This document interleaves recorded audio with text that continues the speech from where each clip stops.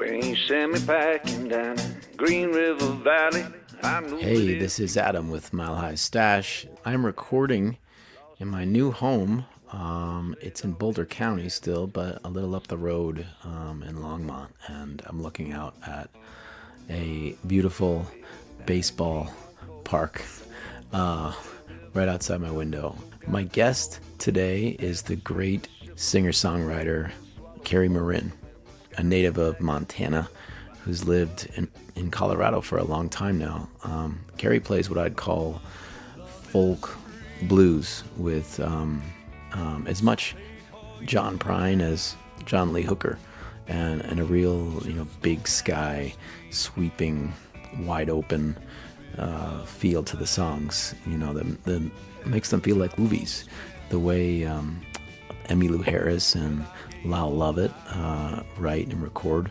It was an honor to sit down with Cary and talk about his life and how the land speaks to him, and about his upcoming album, Innocent Allies, which is based on paintings of Native American life, paintings that he saw all around him in Montana as a kid. Hopefully you can hear him on the Colorado Sound a lot more once Innocent Allies comes out. Speaking of the Colorado Sound, it is by far my favorite radio station, and this episode of Mile High Stash is brought to you by Moncton Guitars in Broomfield, and I hope you stop by there soon for any guitar needs. If you're wondering how you can support Mile High Stash and the various equipment and stuff like that I need, you can go to milehighstash.com, make a donation, or you can just Venmo me at AdamIce9, or you can also do stuff like leaving a review on Apple Podcasts. Anyway, here is my conversation with Cary Morin, and I'll see you on the other side.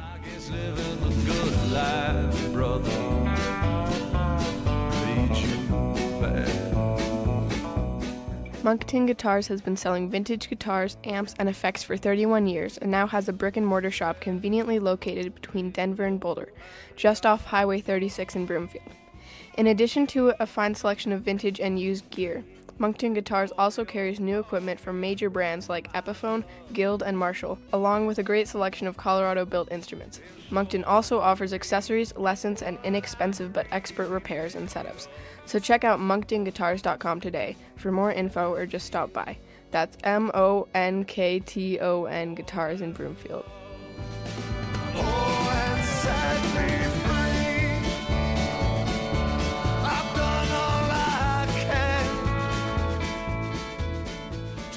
Where do you live?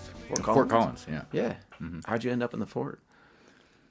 Well, when I graduated from high school in Montana, in, I think, 81, I moved to Jackson Hole briefly until it got really cold. And I went back home for a couple of weeks, and then I came out to visit some friends that were going to the music school in Greeley. And they all graduated and left. I stayed. Yeah. I just never went home. Yeah. So I eventually figured out that Fort Collins was way more interesting than Greeley. Well, I don't know of anywhere in the country right now that supports local music. In the whole country that supports local music like Fort Collins does. You think? Oh, my Lord. I mean, I just played Voco MX for the 8th time or something, and I just don't see that anywhere else. Like where, like every venue in town, every bar, every restaurant even just had local music. Yeah. And it used to, I guess, South by Southwest when it first started, was like that was that. cool. And now they get like Metallica and Lady Gaga come and play. It costs like $1,000 or $2,000 to Yeah. We would go if they asked us to be there, but it's just getting around town in Austin on a normal day sucks. Yeah. Oh, it's tough. I played at South by with the Yoppers, my old band that I was in, and I remember I had a snare drum, and then a stick bag, and then like a cymbal case on my back, and walking from East Austin all the way downtown with that stuff because there was no other way Yeah. to get there. That parking's like $50 or something. Yeah. It's ridiculous. But I'm sure you've played a New West Fest and maybe one of those Thursday nights that they have. I've played South by twice. I've played from the very first New West, Yeah. and I missed some of them because I was on tour somewhere. Yeah. But I pretty much played them all, Yeah. and I've played all of the Foco MX, and they gave me a lifetime achievement like Yeah. 4 years ago, more than that. I don't know. It's funny, they gave me this little plastic trophy. Nice. It's hilarious. I remember when Tom Waits got his Rock and Roll Hall of Fame, this big statue. Yeah. And in his speech, first thing he said was, "Can I get this in like a keychain size?" What am I going to do with this? I love that guy. So you've been in Colorado since you were about 18 or 19 is what you're saying? Yeah, probably 18. Yeah. I mean, I don't remember exactly. I've never really known how old I am. For like Really? when I turned 45, I think. I thought that I was 46. Yeah. So I was like, oh, I get to do 45 again. I never paid attention to that stuff. Yeah. For whatever reason. Now, do you feel as connected to Colorado as you do Montana? Well, yeah, I do. I've lived in Colorado now way longer than I lived in Montana. Right. But I still feel like a real solid connection and consider it home, Montana. And now, there's more reasons to go up there musically. When I left, there wasn't really much to do. What town are you from? Great Falls. So, I have only been to, like West Yellowstone, and then I did Lewis and Clark Caverns. Right. Yeah. And then also it's called Mammoth Hot Springs. It's right outside of the park. So I have not ventured out into what really is Montana. I mean, like the open spaces, and I really want to. Yeah, well, most people have played the Top Hat or, played in Bozeman or Billings or something. Yeah. Back in those days, there was like that movement, I guess, that kind of originated out of Laurel Canyon. Mm-hmm. That was sort of a Townes Van Zandt kind of feels, sort of like some weird version of country music and rock music and bluegrass music. Yeah, yeah. So there was a lot of that going on, but all of the shows that you could do are all 300 miles apart, It's crazy. I'm from Pittsburgh, and it's so easy to be a touring band out there. I mean, my God, you have Cleveland a few hours away, and then Philly, D.C., Baltimore, New York, Boston. It's all within that area. And when you're based in Colorado, it's like, where's the nearest major city? Maybe 9 hours away? Yeah. Something like that. It's tough. It took me years and years to realize this is kind of no man's land, and but over the years, we've kind of determined that, well, like we just got back from Rhode Island on Monday. Oh, yeah? And I've just come to terms with the fact that, well, I can be really anywhere in this country in 2 days. 2 days of my life. And it's typically sort of an interesting drive. Yeah. We were in Los Angeles for about 10 days 3 weeks ago. And, yeah, it was 2 days, 2 days from here to there. And You drove. oh, yeah. So I follow you and your wife on Facebook, and you are on the road. We drive. You guys are all over the place. We What just kind of did vehicle? 9,000 miles. What kind of vehicle do you have? We've got a Fleetwood, it's called a Pulse RV, Yeah. and it is a Sprinter chassis with dualies, So it's like 24 feet long, and then we have a little trailer, and I can get around in any major city. We've been to. Who drives? I do. Just you the whole time? I kind of always have, even Yeah. like back in the 90s, when I had a band back then. Well, we split the driving a little bit, but I pretty much always drove.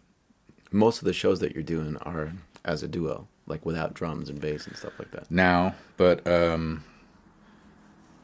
it's really sort of just out of necessity. It's way easier for us to kind of go out and blaze a trail. Yeah. Just the two of us and our dogs, you Yeah. know. And we can go out and play these places around the country no matter where it is. Yeah. And almost without fail, the venue will say, well, you know, when can we hear the band? So Oh, then you come back. Then we can You're come like, back. Well, when you pay me twice as much. or yeah, or whatever. I mean, Yeah. it's like, yeah, we try to do things with that in mind. Yeah. With getting the band out there, and I want to keep everybody involved and interested in the music, and it's really hard to do when we're out trying to do recon, and Yeah. and then that leaves everybody home to do whatever they can do, you know. So let's go all the way back. You know, you were born up in Great Falls. Is that where? Billings, actually. In Billings. Yeah. Yeah, yeah. So, my perception is that it was kind of a dual life, a dual upbringing of being involved in the indigenous community and then the military too. Yeah, I was always kind of on the outskirts of my family. My mother was Crow Indian, and my father was Assiniboine, which is kind of up northeastern Montana, almost Canada. And we would spend a lot of time there. But I think to really understand what Crow life is, you have to grow up there. And so I was always kind of on the edge of that. Because you weren't on the res. I wasn't on the res, Yeah. and although my dad did move around a lot. By the time I was born, he had just gotten back from Vietnam, so he got his pick of assignments, and we ended up in Great Falls, and he bought a house there, and eventually retired, and so that's pretty much where I grew up. Yeah. Just What kind of music was around when you were growing up? Well, all kinds. I remember we lived like 10 miles outside of town, and some of my friends were musician types, and some of my friends were just kind of, you know, athletes or stoner types, or definitely fans of music. So we would always listen to albums that were maybe left behind by brothers and sisters that went to the university. Yeah. Certainly that happened at my house. So that like my musician friends were listening to jazz and classical music and rock music. Again, a lot of stuff that originated out of Laurel Canyon. Which I didn't know that at the time. Yeah. And then on my own, I was really drawn towards the music of New Orleans, although I didn't realize, as a kid, I didn't even know what New Orleans was. I didn't even understand genres. I just thought that music was music. I didn't know that everything had an identifier, you know. Right. Like, but the first music that I played and sang was Chubby Checkers stuff. Nice. And then I just I fell in love with Doug Kershaw's music. Doug Kershaw. I don't think I'm familiar with. He lived around Lafayette, Louisiana, Yeah. and he was a fiddle player. And I didn't know it at the time, but that area where he's from, there's this music that has developed out of that region that is unique to to the rest of the world. It's like Yeah. nothing like it. Gasoline Lollipops have gone down to Lafayette twice to make music, and We've talked about just that. love it. We Clay was record ju- at the same studio. Oh yeah, Clay was just here at my house Nice. this morning, and I told him you were coming over, and he said, "Cary sent me the nicest message out of the blue, just about my music," and it was amazing. Like, what a great guy. Well, I'm glad he got it. Yeah. He doesn't respond to anything, but he does receive it. That's great. That's good to know. Yeah. When we first saw those guys, we were just completely blown away. Yeah. And I always wanted to get in the studio with one or two or all of them somehow, one way or the other. And we kind of did, because we went out to record an album at Dockside. Yeah, Dockside. And then, I don't know, a month later, they were out there doing one. And we talked about the process that they wanted from that album. And it's like, from a totally purist approach, I thought it was brilliant. Yeah. I really loved that they were doing that. And that is the best place to do it. That studio is absolute, hands down, the best place to approach a project that way. The two times Gas Pops have gone down to Lafayette were before I was in the band and then after I was in the band. So I have no exposure to that. But I do, listening to your music for 5 minutes, you hear like Americana, and this Laurel Canyon thing is really opening my eyes to the influences on your music, but also Zydeco and this Nolans flavor, for sure. Yeah. When did you start picking up a guitar and writing songs?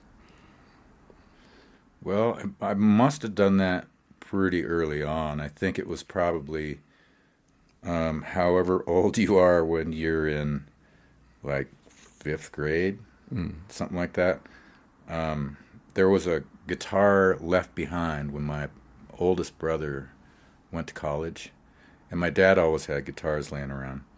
By then, I had been playing piano, taking lessons for 5 or 6 years by that time.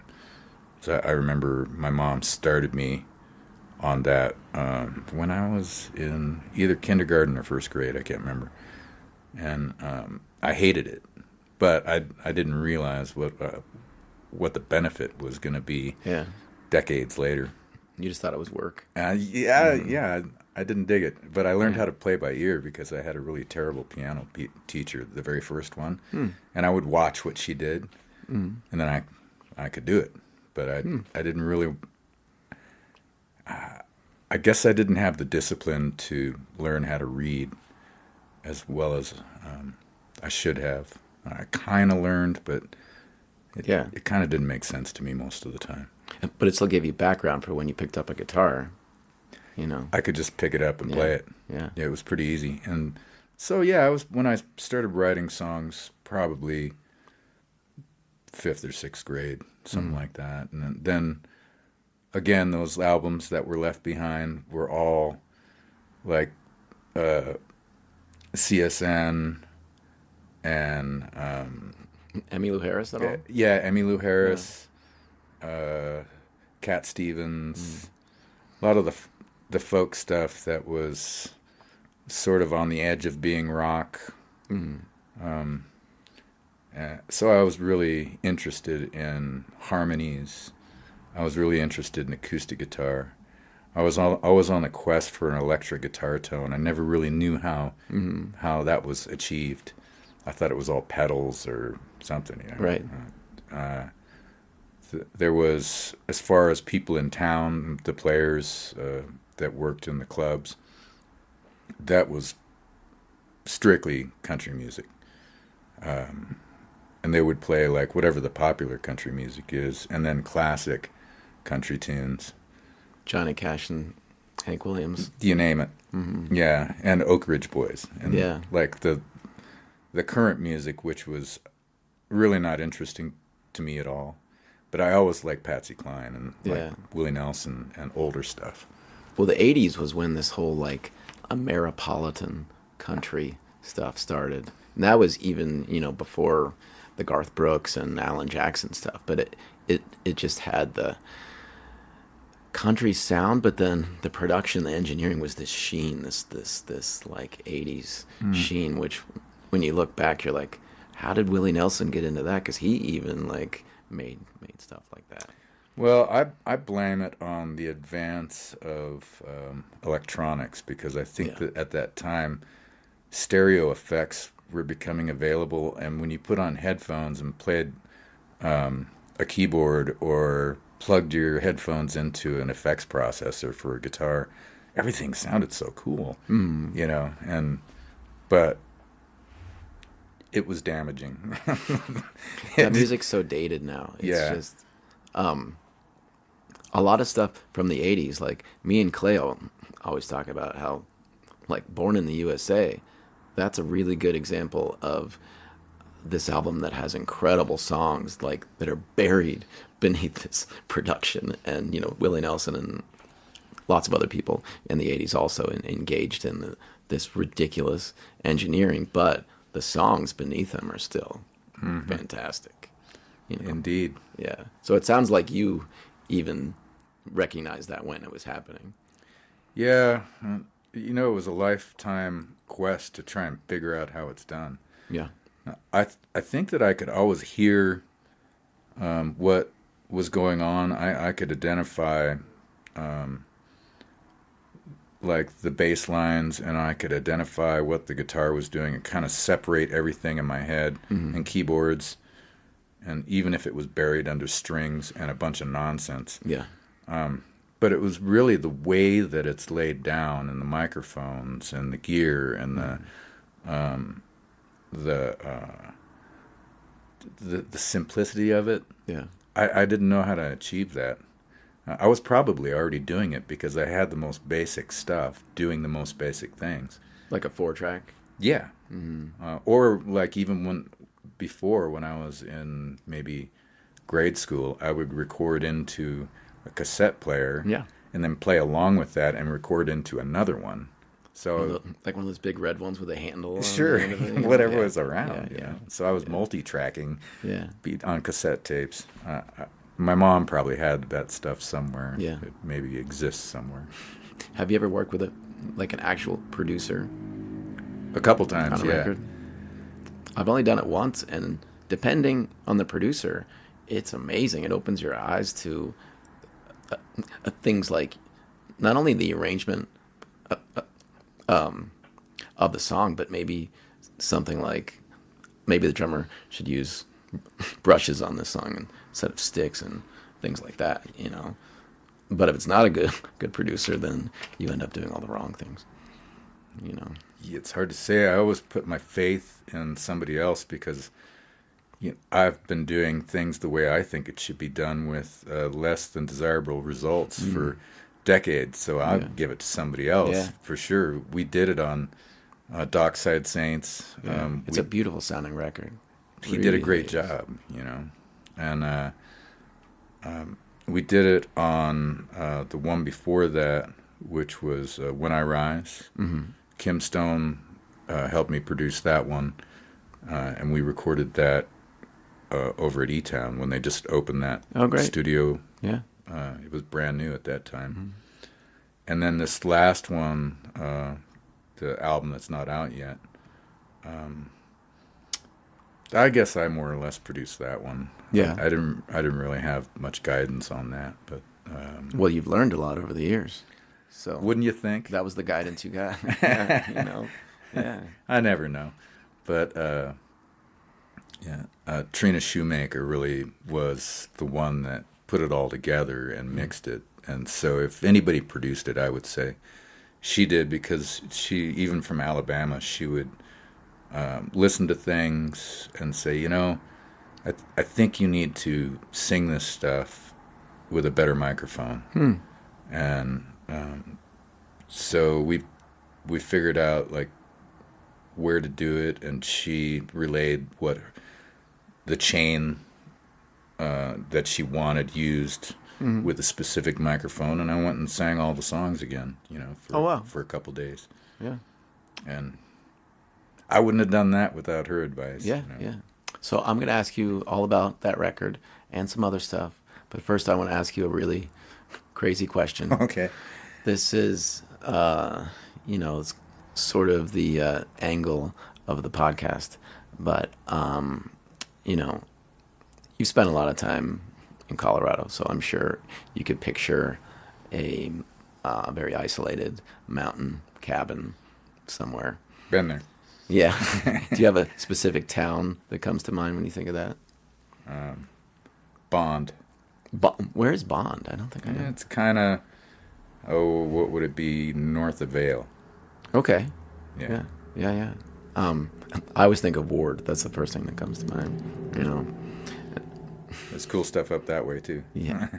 But so picture yourself in Bond, and there's been a zombie apocalypse, and your family and friends are not around, and maybe they're not alive, you don't know, but you're stranded in this cabin. So you have food and you have water and you have nothing else but a crank-powered Victrola, because there's no electricity or anything. And you can bring 5 vinyl albums with you. Okay. Yeah. Do you have 5 in mind? All right. Well, I would say the first one would be Shadows and Light, Joni Mitchell. Oh, beautiful. She's been chosen on this show now probably 9 or 10 times out of 30 some interviews. That doesn't surprise me. Yeah. But that's the first time that album's been chosen. Why that album? Jaco Pastorius. Oh, yeah. Yeah, the band was amazing. It was like an incredible bunch of musicians that will never be together again. That energy that they created will never exist again. It was like, who played drums? That band at that time, I don't remember. We'll have to look it up. Yeah, I remember just him and Pat Metheny. Mm-hmm. I think the Temptations were singing background. I mean, I should look all this up before I say it. But anyway, I just love everything about that album. Yeah, it's a live album. It's just like amazing. This is from your youth too. I mean, this came out in the 70s. Oh yeah. I think I probably became aware of it when I was 16 or 17, and then listened to it a lot, like constantly, basically for a decade or so. So you see this as an album that you couldn't get sick of, basically. I never will. Yeah. Nope. All right, album number 2. Infidels. Yeah. Bob Dylan. So that, first thing that comes to mind with that is that's another album that maybe, unless you were into it when it came out, you might have a hard time with the production. But it's got great songs on it. Well, I think that I became aware of that album when I moved to Colorado. Yeah. So I was like 18 or 19, maybe 20. Now, with my upbringing, although I thought that I was listening to a pretty broad mix of recordings, I wasn't listening to hardly any reggae. I just learned about who the Police was, just learned about who Peter Tosh was. I had just become aware of Bob Marley. Yeah. It was like I lived in a hole or something, I had just become aware of the Talking Heads. There's all the stuff that was completely left out of my youth. Right. Which maybe created a really interesting outlook on music, Yeah. I don't know. But Infidels was really special to me because the songwriting was just so intricate and amazing. I like the rock and roll, 2 guitars and drum and bass and keyboards. I think that's like the ultimate rock approach. It's Sly and Robbie. It's maybe Mark Knopfler and Ron Wood. Bob Dylan gets chosen a lot, but not that record. So that's like back to back. Cary is a trailblazer here with these albums, because these artists get chosen a lot, but these records are deep, you know. Well, I think they are. I spent a lot of time listening to those, and I think that probably every song on the Infidels album I could sit down and play, if not sing and play. Wow. Some of them that I haven't even tried to sing and play. Yeah. I've listened to it so many times. Do you cover Dylan a lot? Never. Never? No. So you cover Fish, but not Bob Dylan. Go figure. Yeah, no, that's not true, because on my first album that I did with the Atoll back in the 80s, I think, I did put I Shall Be Released on that album, recorded that live with the band, and John Magny played accordion on it. And I have performed some of those tunes off of that album, and then I've performed other tunes with other bands, like just playing guitar. Yeah. I think that whenever we had somebody sitting in with the band, like if we were in Minneapolis or we were somewhere away from Fort Collins, I Shall Be Released would always be the one, because everybody knows that song, you know. Yeah. So, but yeah, I think that's just an amazing album. Okay, album number 3. Album number 3 would be, I think it's called Will the Circle Be Unbroken, Nitty Gritty Dirt Band. The one that they did in Nashville. Yeah. Yeah.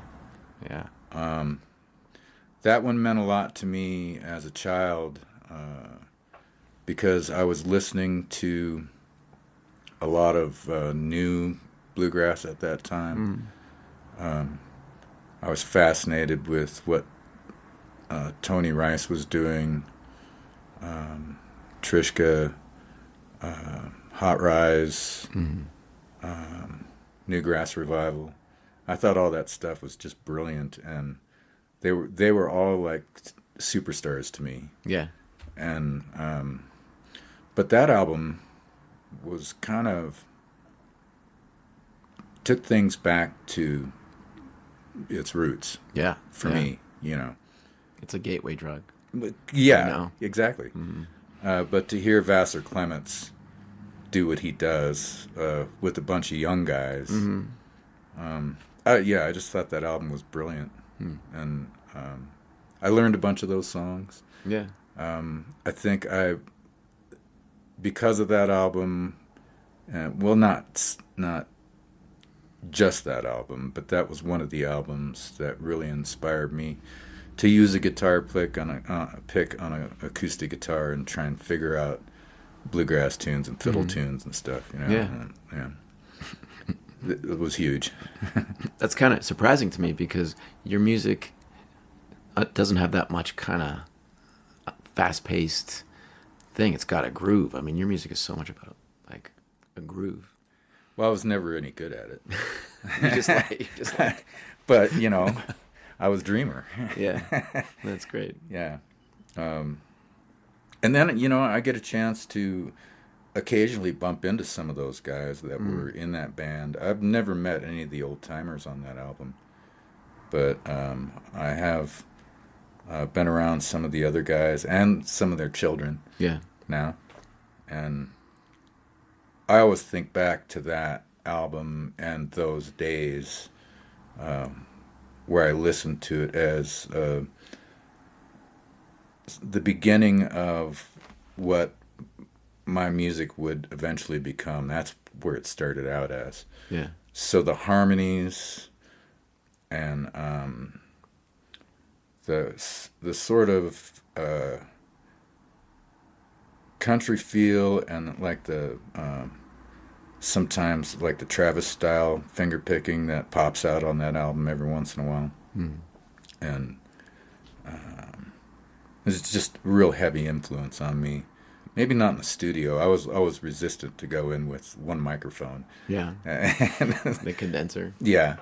But I have done it, but I was always real resistant to it. So we got Joni Mitchell, Bob Dylan, Nitty Gritty Dirt Band. Yeah. What about number 4? Number 4 would be the first Dire Straits album, which I think was called Dire Straits, if I'm not mistaken. Yeah. I couldn't, I would only pick that because it was my first exposure to Mark Knopfler. And that album kind of changed the way I thought about electric guitar. Yeah. And I would toy with abandoning the pick from time to time. I think there was a time where I had to have a pick. I would keep it, like when I was playing, I could play with it, and then I would put it between my fingers, and I could still play with my fingers. And then I could just like switch back. It was kind of like sleight of hand kind of thing, But are you completely self-taught? in the sense that I've never taken lessons, but I certainly pay attention around guitar players and bass players and piano players, whether if it's in person, if not a recording. I remember we had a guy in the band, and I can't remember who the heck it was, that let me know that my technique was really terrible. And I didn't know, what are you talking about? And I was like, well, learn how to mute things. And it never occurred to me. So that was a pretty good lesson right there, Yeah. And so, yeah, I listen to what people say, and I watch what people do. Yeah. So I'm not self-taught. I don't think so. Collectively taught. Yeah. Maybe. Yeah. The beginning of that first Dire Straits album is such a boss move. It's just, you just hear him kind of messing around, and then it kicks in down to the waterline. Well, yeah, and all the albums, Communique, they're all brilliant. Yeah. And when we were at Dockside recording, anytime you mention anybody, Tony or whoever is there in the studio will go, oh, yeah, Mark stopped by to work on this thing. And it was like everybody's been to Dockside, Wow. So I think the spirit of all this wonderful musical knowledge lives in that studio, one way or another. It's pretty cool. All right, 5th and final. Okay, the 5th album. That's a tough one because I'm gonna have to throw out a whole bunch. Yeah. But there was an album that Stéphane Grappelli put out with David Grisman back, I think, in the late 70s. And boy, we'd have to look it up. It's just called Live.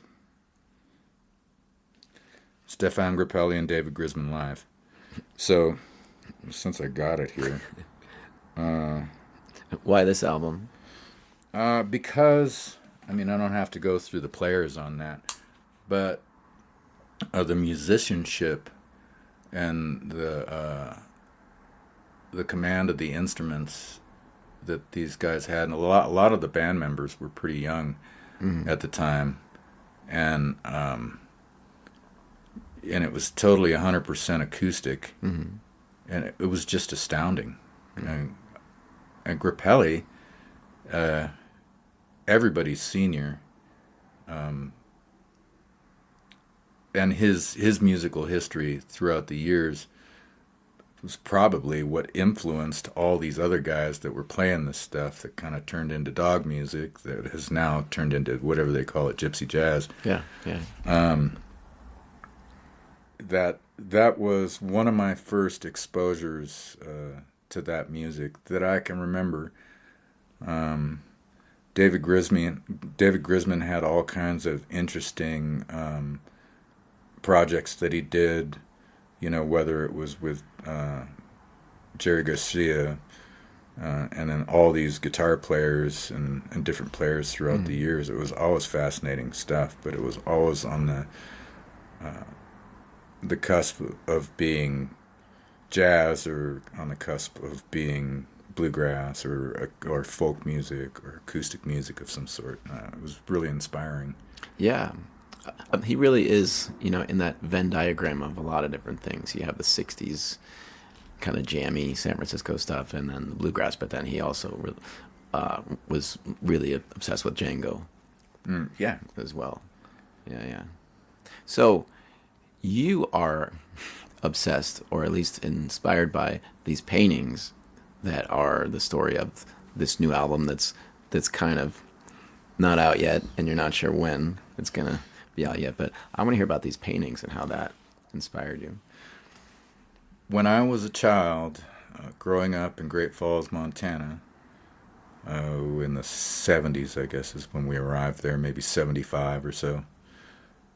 Great Falls was where this very well-known American West painter, his name was Charles Russell, had his studio and did a lot of his work from. He had other places that he worked out of, but that was kind of home base in Great Falls. And Great Falls is central Montana. And he was very, very successful in illustrating the Montana landscapes and Montana life before you would see a whole lot of photographs of the landscape.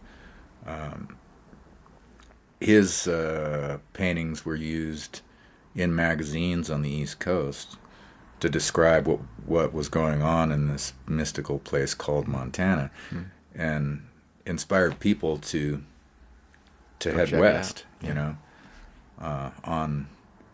On Charlie's advice, which he ended up hating because he wanted Montana to stay just exactly like it was, and he hated the fact that people came and cut it up and plowed it under, and in his eyes ruined what was already perfect.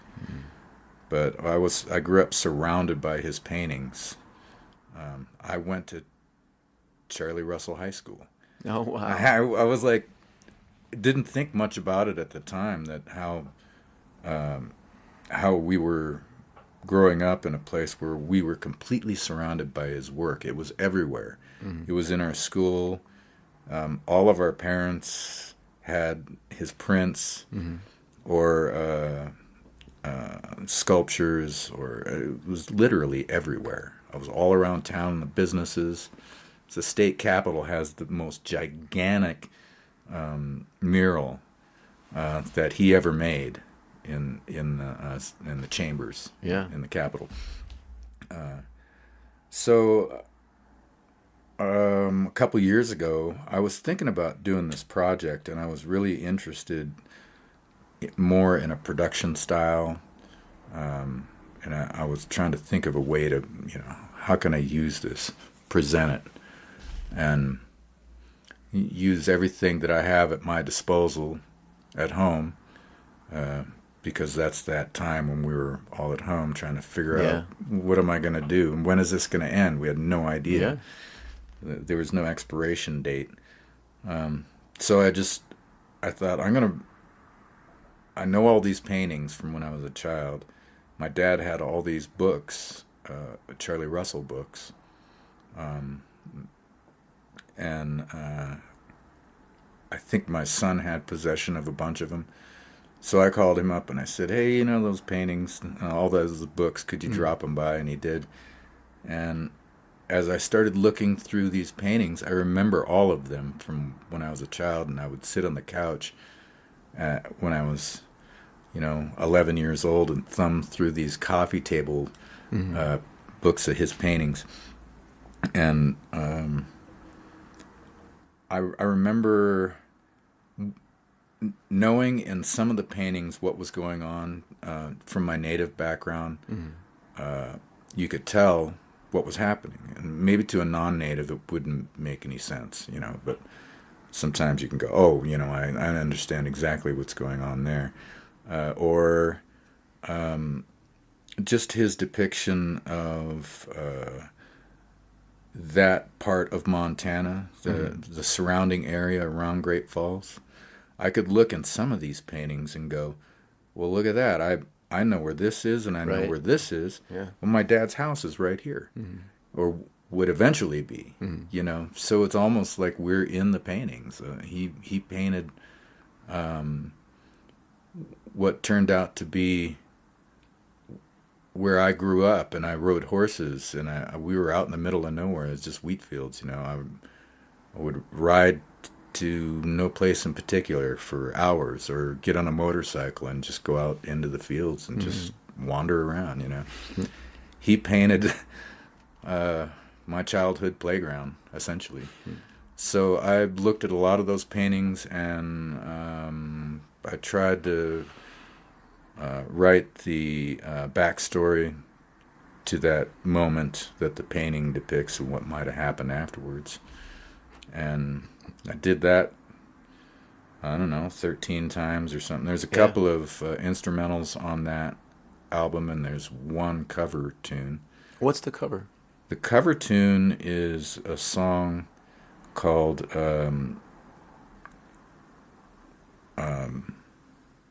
Killin' the Blues. Who's that by? It's an old song. My wife always remembers the name of the guy that penned that song. I thought when I was a kid that it was a Happy Traum tune, because I heard the song first from a Happy Traum album that was made in the early 70s in New York, called Songs from Mud Acres. And I just thought it was the most beautiful song ever. And then I heard that John Prine had written the song. John Prine didn't write it. So, and then I just kept hearing it throughout my lifetime, from time to time, people covering that tune. Yeah. Maybe the most successful one so far would be Robert Plant's take on it. With Alison Krauss, or just on his own? It's really beautiful. Yeah. It's a really beautiful recording of that song. So that's the reason that it's on the album, because it's also, that song has always been a part of my childhood, just like these paintings have been. Yeah. So it's wonderful that you have a story that you've literally written down for each of these songs, and how it pertains to the paintings. And I hope that you end up with a vinyl album with extensive liner notes, or like a companion book or something like that. Because the writing is really insightful and as powerful as the lyrics and the music. It's so cool. At the very least, that's what we want to do. But we're looking for more of a way that we can tour it with the paintings. Oh, yeah. And if that means that they are on video somehow, we can't figure out how to do it. So we are reluctant to release the album just as the album. We want to include Charlie's work when we're on stage. So we have to figure out a way to do that. And well, it would also be cool, to work a tour in collaboration with galleries and do some sort of acoustic show and then a talk. That would be wonderful. We're in the process of figuring that all out. Yeah. While continuing to do all this other stuff that needs to be done. But that's not going to be just a typical release. Right. Yeah. We're going to hold on to that. Every time we get an album done and mastered, and ready to go. We can't wait to get it out there. Yeah. We've been sitting on this one for almost a year now. It's been mastered and mixed and everything. And I am. I'm glad I could hear it. I'm honored that well, that I could have listened to it. Yeah, I this wanted morning. you to hear it. Yeah. But I'm in solidarity with Celeste in. We're not just going to toss this one out there. We're going to hold on until we figure out the best way to get the point across. Yeah. That these songs are a soundtrack for these specific paintings. Yeah. You know? So Charlie Russell was a white guy. He was. He moved to Montana with the help of his father as a teenager. Yeah. But you wrote in the notes, some things about how, correct me if I'm wrong, but, you feel like he did capture the native personality in some ways, too. And there's an image of a woman, and you said something about, well, on the surface it might look a little racist or cartoony, but actually he captures this sense of humor. That was the big thing about Charlie's work. That doesn't come across unless you know his letters. The letters that he wrote to his friends around the world from wherever he was, whether he was somewhere in Montana or he spent a lot of time in California as working for film, because he was one of the only guys that understood how everything's supposed to look. Yeah. And these letters, a lot of times, are just hilarious. So his sense of humor comes out in a lot of the paintings, but you got to read the letters to be able to hear his voice. Did he spend a lot of time with indigenous people? He did. He did? He did, and he was welcomed by a lot of different tribes in and around Montana. I think because he was a respectful guy. Yeah. Yeah. So you talked about on this project being in solidarity with your wife, Celeste. But I want to hear the whole story of being in solidarity with Celeste, because, when did you meet and start making music together, and what's it like to be in not only a romantic partnership, but in a band with your wife, too? Sure. Well, we've known each other for decades. Fort Collins is a small town, right? Yeah. Her first husband played bass in a band that I played guitar in. I think we might have played in 2 bands together, actually. I think we did. And then there's this group of music lovers that were always kind of in the same place, and it sort of revolved around Linden's, which was like a classic kind of dive in Fort Collins for many years. It revolved around Old Town Fort Collins, and it revolved around a lot of the musicians that played in those old clubs back in those days, and later on the Subdudes when they moved to town. Right. So I think we all had similar taste in music, and before the internet, you didn't look at YouTube before you decided that you're going to go out and see something. Right. We went out to see something to see what it was, so we're all kind of doing that. But at that time, Fort Collins was only maybe 60, 70,000 people. It was a small town. There wasn't much going on downtown. You didn't have a whole lot of choice in where you're going to go check out music. So fast forward years later, we both find ourselves divorced and new life. We started going to open stages together. I think the first one that we did was Penny Lane. Nice. That's old school, right? That's there. old school. Is it there? I don't No, no, it's gone. That closed before I moved to Boulder 15 years ago. Yeah, but that's legendary. Yeah. So, and then, I was at the beginning of trying to figure out what my next move was going to be after playing with bands for 20 plus years. I was really interested in this acoustic sort of blues fingerstyle thing. And I was at that time playing with an artist from New York. Her name is Pudafe, and she was signed to a label in Paris, France. And I didn't know this at the time, but when I joined that band and started going to Europe with her, she was a big deal. You know, we would go to we would play these big theaters and play all over Europe, and everywhere we went, she was like a rock star. You know, I was like, wow, this is really cool. So I spent a lot of time sitting right next to her, watching what she did. And I thought, like any guitar player, I could do that. You know, so I was kind of at that point in my guitar world and songwriting. I was like, I think I could go out and do this, but I didn't know how. I knew what she did, and I had watched other guitar players do this. Songwriters go out and entertain and connect and have a conversation with an audience. Yeah. But I was petrified. I wasn't any good at it. But we started that way. We went all the way out to the West Coast doing open mic nights and playing And learning how to banter. Yeah, and learning how to be comfortable in front of people without anybody else.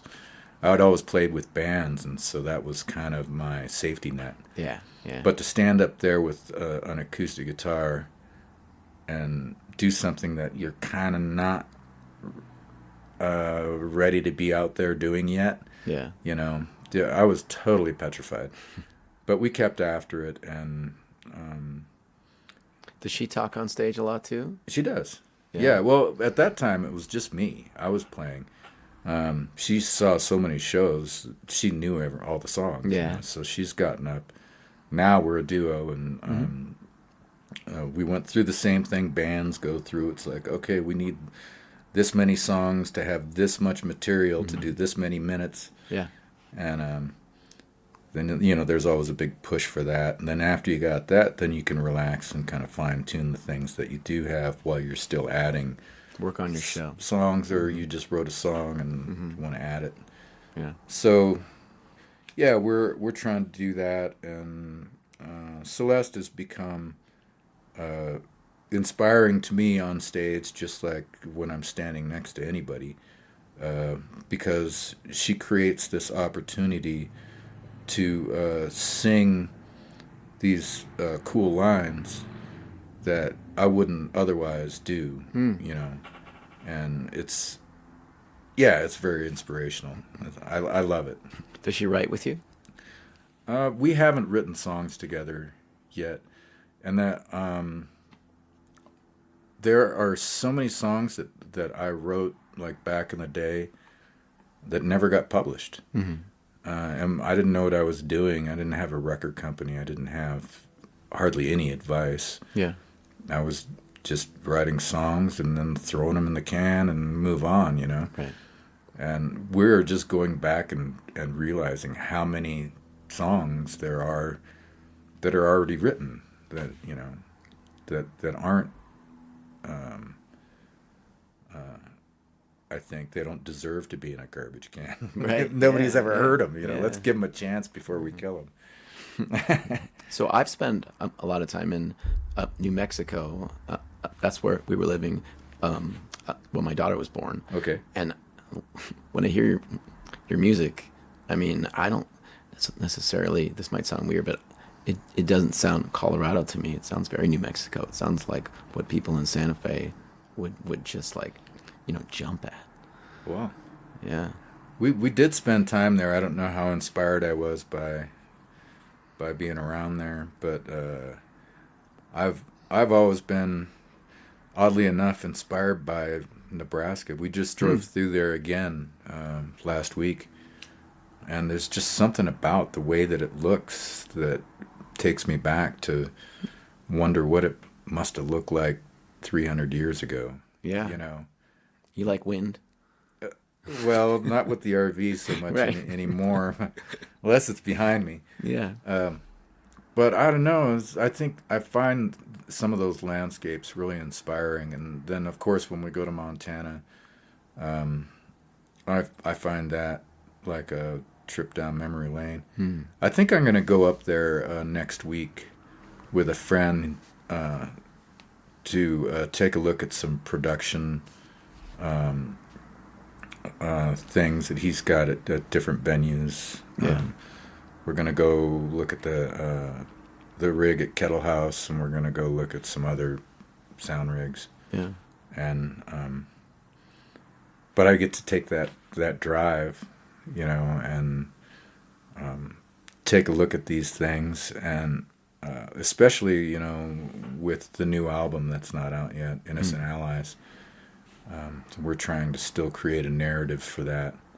Yeah. So that's the place I need to be. Yeah. No better place than be driving through that highway between Billings and Bozeman. It's just astounding, Yeah. Wyoming's not bad either. It's just seen as a place that you drive through. But, Grand Teton, and I mean, there's so much. Oh, yeah. There's a line in one of your songs that says, "This land is talking to me." So I want to know what the land says to you. Well, that was written, I think that comes from the very first song that was written for this album. And I was at Rancho del Rio campground up on the Colorado River outside of Bond, which is kind of in between Vail and Steamboat, Yeah. closer to Vail. But it's on the Colorado. That's where your zombie cabin is, too. That's there. the zombie cabin. Yeah. Yeah. Which they have removed the zombies, most of them. But I actually sat above the river, and you can hear the river. You can hear all the sounds that the earth makes. That's the land talking to me. You can hear the wind. You can hear the animals. You can hear everything. That's the land speaking. That's what that means. That's wonderful. So this past Friday night, I played a show up in Jamestown, and they let me stay in the caboose up there. There's an old train caboose that they've tricked out to have some beds in it. And when I woke up, the only thing I could hear was the creek. And those moments, especially like I've lived in cities my whole life, and just there's never a time when you realize there's no other sound right now except the earth, and that's really powerful. Yeah, it's like that's when you realize the very small role that you play. Yeah. in such a big situation. I love that. I like thinking back of like what I did as a child musically and what it's turned into over the decades, and the little things that happened along the way that bumped me into a different direction, and that then something happened there that turned me into another direction, and now the music is what it is. What if one of those little things had been different? Yeah. And then that brings to mind all the people that we bump into throughout our musical careers. What if I hadn't bumped into that one person or something? We are just such a small part of what we eventually end up becoming. Yeah. Without the assistance or the friendships or the knowledge of all these other creative thinkers. Yeah. Well, like you said, there's no such thing as self-taught if you're out there doing it, Yeah, I heard somebody say one time that you're influenced by music. Some guys like to go out there and say they're not influenced by anything, and who I can't remember who it was that said that. It was like some rock star. You're influenced by something. Come on, own up to it. Are you ashamed of the stuff you used to listen to, Right, or what? right. There are people who have these bullshit lines like when I was growing up, I remember watching the PBS History of Rock and Roll, this like 10-part series. It's amazing. And Johnny Rotten was saying, I don't listen to other music. I've never been influenced by other music. I watch films, and that's the... So later in life, because at the time, one of the things he was famous for when the Sex Pistols dropped in like 76, he was wearing a shirt that said, I hate Pink Floyd, you know. So a few years ago, he was like, I loved Pink Floyd. It was all an act.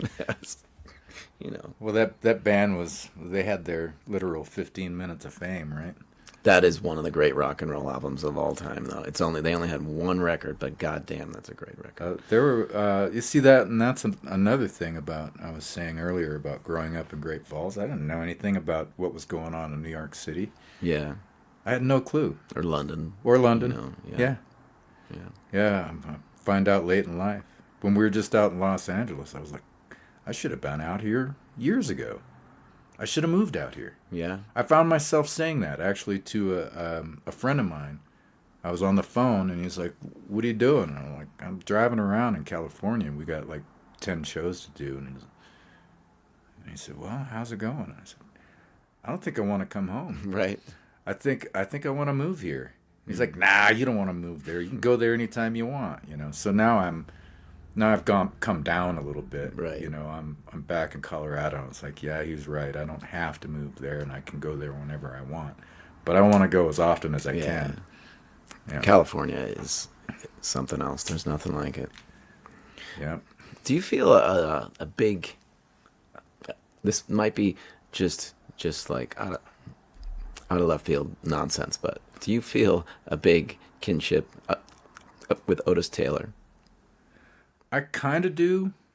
I remember when I first met him, and I think he probably wouldn't. Maybe he knows who I am. Maybe he would remember us meeting back in the day. Maybe not.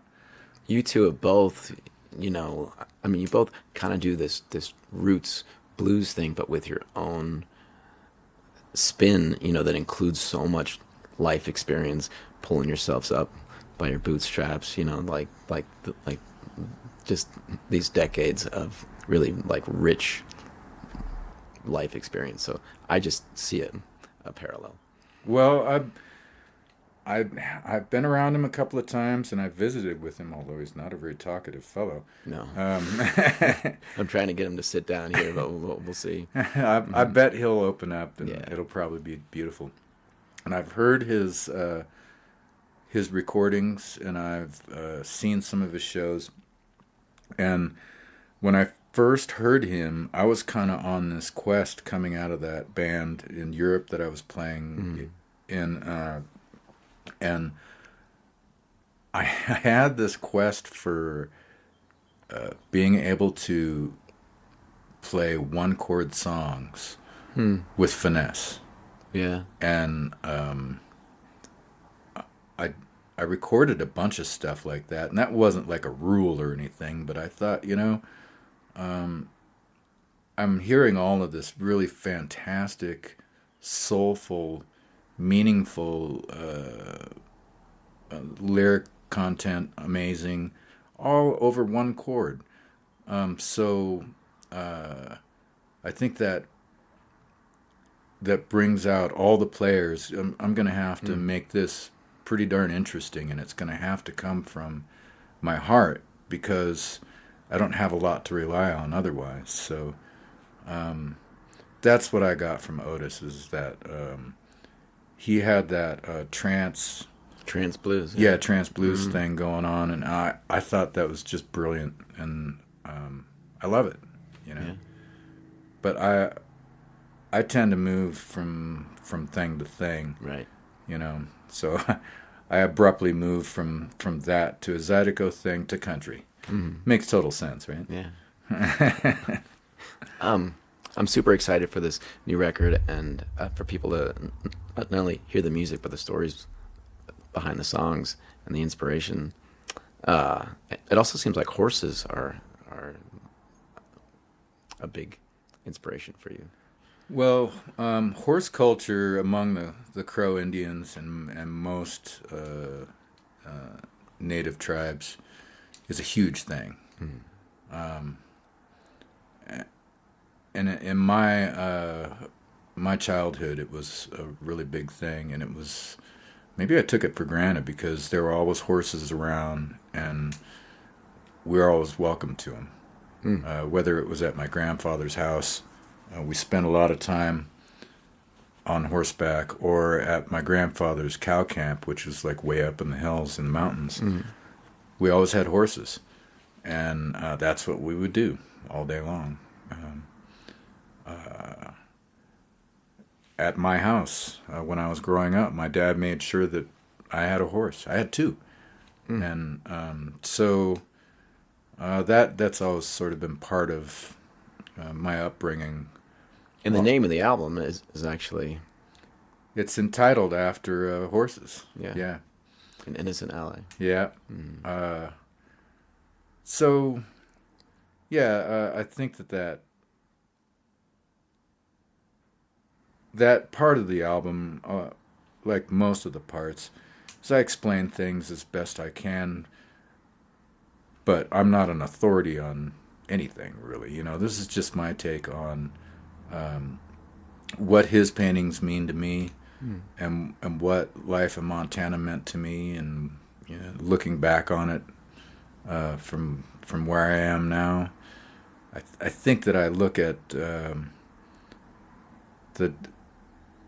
the relationship between me and the land includes everywhere I've been, all the way from New Mexico up to Canada. Along the Rocky Mountains, I think that's probably what it all has in common. Yeah. But it's all been really important to me. And the Black Hills and that area too. But it's all had a huge influence on what I do and the songs that I've written, and the guitar styles that I've tried to pursue. Yeah. It's all kind of rolled up into this kind of weird, long history of keeping all those things in mind while trying to drive 90 miles an hour with a coffee and a cigarette. Yeah. Your music is road trip music, if there ever was, and it's also it's American. I mean, I think of also Los Lobos. I think of them. That's an American band. It's a melting pot, and it's beautiful. Your music is that way too. Wow. Yeah. Boy, that's really, really nice to hear. Yeah, I love that, especially since we were just spending all that time in California. Yeah. And now just another band from LA makes a little more sense to me. Yeah. Man, that's probably my favorite American band of all time. And I've interviewed Louis, and I've interviewed